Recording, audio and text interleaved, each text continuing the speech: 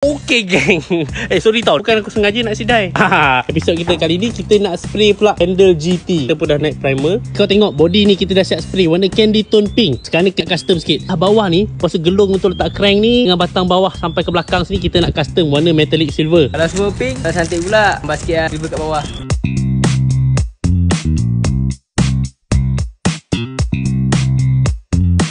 So yang ni sekarang tengah masking. Kita mungkin buat yang tu warna silver, tengah dia warna pink, tulisan dia warna hitam. Kononnya gitu lah.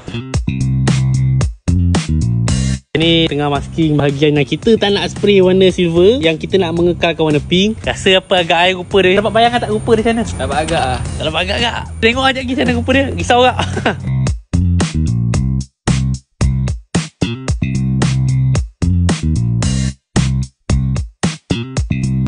Weh, berdebar baik. Ini kita try kat ni. Sekarang ni kita tak tahu macam mana rupa dia. Sebab yang warna pink tu tengah tutup pakai surat khabar. Kejap lagi kita dah buka, kita tengok macam mana rupa dia. Apa-apa pun nanti kena tunggu rim masuk, dah masuk seat, masuk tayar, masuk stiker, dah masuk crank. Baru kita tengok macam mana rupa sebenar kejadian dia.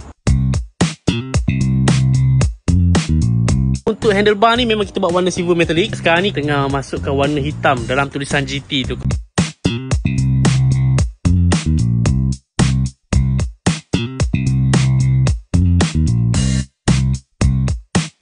So yang ni aku dengan kecil main hantam ni. Dapat bayangkan macam mana rupa dia. Kau rasa okey tak okey? Pastilah okey. Ni aku tengok.